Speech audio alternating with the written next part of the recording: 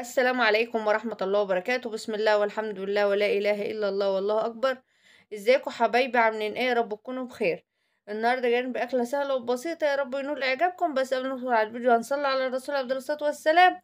وما تنساش اللايك يا عسل انت وهي. لا إله إلا الله. صلوا على الرسول يا حبايبي عليه أفضل الصلاة والسلام. بصوا بقى، معايا بصلتين صغيرين، ولو عندك بصل كبير كفاية واحد. انما انا عندي البصل صغير، بس انا لازم اتخلص منه واخلصه الاول. بصوا بقى، تقطعها تقطيع بقى ايه، يعني ايه، ناعم، ما يكونش ناعم قوي ولا كبير قوي، يعني خلي ايدك وسط كده. ولو عندك كبة ما تنعمهاش قوي في الكب، لان بصوا البصل لما بيكون مع الرز وتنعميه قوي بعجلك الرز. خلي بالكم من المعلومات دي، اللي عايز يستفاد بالمعلومات يتابع الفيديو للاخر. لو انتوا بتطبخوا بصل مع الرز ما تنعميهش قوي، لان ما بيكون ناعم قوي بعجلك الرز. لما بكون يعني ايه، بصي، باين حاجات بسيطة كده وماسك نفسه، بيبقى حلو. زي ما انت شايفة قدامك كده، اعملي زي ما انت شايفة قدامك كده بالظبط.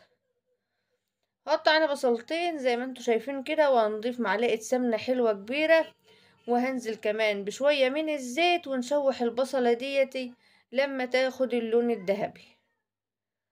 تابعوا الفيديو للاخر يا حبايبي، وهتشوفوا احنا هنعمل ايه النهاردة. اكلة حلوة، وما عادش حاجة اقتصادية، كله بقى غالي. ما شاء الله، يعني ده كان يعني يعتبر من الأكلات اللي بقينا نقول إيه، نعملها في نص الأسبوع، أو يعني كده أو في أواخر الشهر أو كده. لكن والله وبقى الله المستعان، كله بقى زي بعضه، كله زي بعضه، ما عادش حاجة رخيصة يعني. ما شاء الله يعني. تعالوا بقى، زي ما قلت لكم، حطيت معلقه سمنه وحطيت حبه من الزيت، وهقلب بقى البصلايه بتاعتي لغايه ما تاخد معايا لون ذهبي. ما تحرقهاش علشان خاطر ما تمررلكش الاكله اللي احنا هنعملها النهارده، او بمعنى اصح ما تبقاش حاميه زياده عن اللزوم، لان احنا هنعمل كشري عدس، وهنعمله بطريقه سهله وبسيطه وجميله، وما يحتاجش جنبه غموسات كتير، يعني طعم اللقمه اصلا هتبقى مهمسه نفسها. لا اله الا الله. هابتدي ان انا اقلبها معاكم اهو لغايه ما تاخد اللون، نوصل للون الحلو اللي احنا عايزينه. بصي، ده انك شوحي وقلبي فيها كده، ما تسيبهاش تتلسع من جنب وجنب.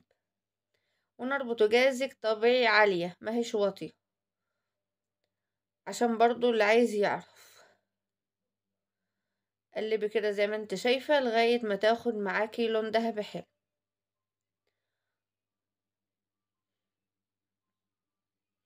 اتمنى تكون الفيديوهات سهله وبسيطه وبتعجبكم حبايبي، وتلفولكوا لفه كده في القناه.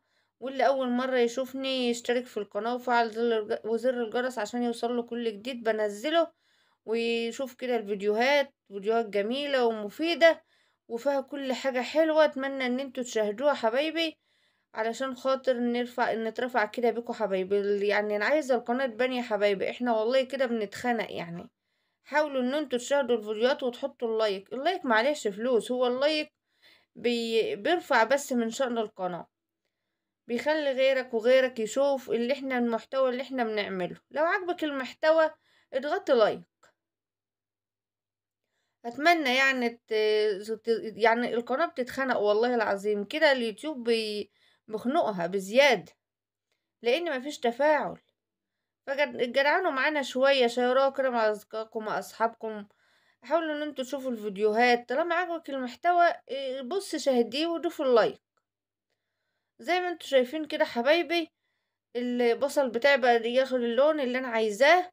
ما تحرقيش، هو بس اهم حاجة لون ذهبي، ما يبقاش لونه غامق عن كده. انا بشيل ايدي عشان تشوفوا اللون اللي انا عايزاه اهو. وفي نفس الوقت غسل الرز والعدس بتاعي. والرز والعدس بتاعك ما تغسليش وتنقعيه، لازم تغسليه وتنزلي بقى على طول، عشان العدس ما يعجنش معاك الرز. تكات وحركات بقى اقولك عليها لطبيخ الكشري العدس. في ناس كتير بتعمله منها ويطلع معجن، وفي ناس لما بتشوفه مفلفل بتبقى ازاي مفلفل كده. العدس يا حبايبي والرز ما تحطيش المية بتاعته زي طبيخ الرز بتاعك العادي، يعني ما تقوليش انا بحط القعد المية ده كل يوم ورز بيطلع حلو. لا، لما تضيفي عليها عدس تعرفي ان العدس ما بياخدش مية زي الرز. فطبيعي ان انتي تقللي المية ما تزوديش. انا نزلت كده بالملح بتاعي، وهنزل كمان بكزبرة وكمون وحبة بابريكا وحبة كركم ومكعب مرق دجاج. ده اللي هيبقى البهارات بتاعت النهاردة.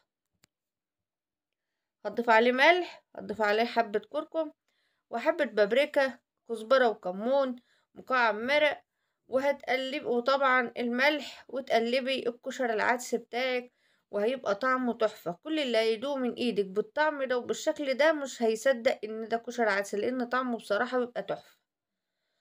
لا اله الا الله. الحاجة بقت غالية يا حبايبي. كانوا اخر شوية بابريكا عندي، فقلت اتخلص منهم بقى. عايزين والله نجيب حبة بهارات ونعمل ايه فيديو معاكم كده للبهارات. هقلب بقى كله كده اهو. صلى على الرسول يا حبايبي عليه افضل الصلاه والسلام.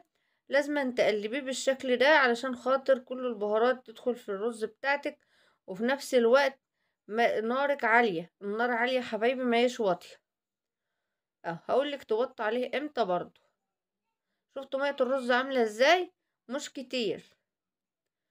انا بحط ميه كل يوم للرز بتاعتي. ما تعيريش عيار الرز بتاع كل يوم الميه زي يوم كشر العدس، قللي عن كل يوم، هيطلع معاك مظبوط قوي. انا كده شوفوا هوريكم بقى الرز في الوقت ده احنا هنوطي عليه.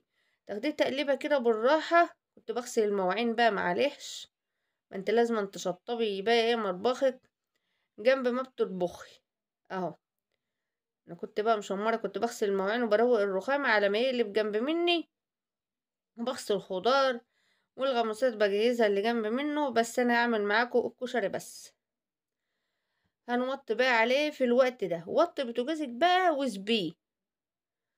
بعد شوية نشوف الكشري بتاعنا. الله شوفوا بقى اهو. انا هقلبهولك من فوق لتحت اهو، او من قاع الحلة لما للوش. طب بالله عليك ده يتقاله لأ؟ تحفة. حب الكشري تاكليهم وتدعيلي، طعمهم زي العسل حلوين، وفي نفس الوقت الله المستعان ما عادش حاجة رخيصة اهو. تعالوا بقى نجيب طبق اوريكم شكله بقى ايه واحنا بنغرفه اهو. ادي الكشري العدس زي الفل لا معجن. انا بحاول اجيب المعلقه من تحت اهو، علشان خاطر البنات الحلوين يبقوا عارفين كشري العدس بالطبخ ازاي، بطريقه سهله وبسيطه. احلى كشري اسكندراني. واللي وصل معايا لحد كده ما ينساش في اللايك والشير وفعل الجرس عشان يوصل لكم كل جديد من مطبخ فتحيه فايد. والسلام عليكم ورحمه الله وبركاته. وبترككم في رعايه الله. ما تنسوش الاشتراك في القناه يا حبايبي. بحبكم في الله، واتمنى تكون الفيديوهات سهله وبسيطه وبتعجبكم. ودوسوا لايك واشتركوا في القناة عشان نكبر بيكوا وليكوا يا حبايب قلبي.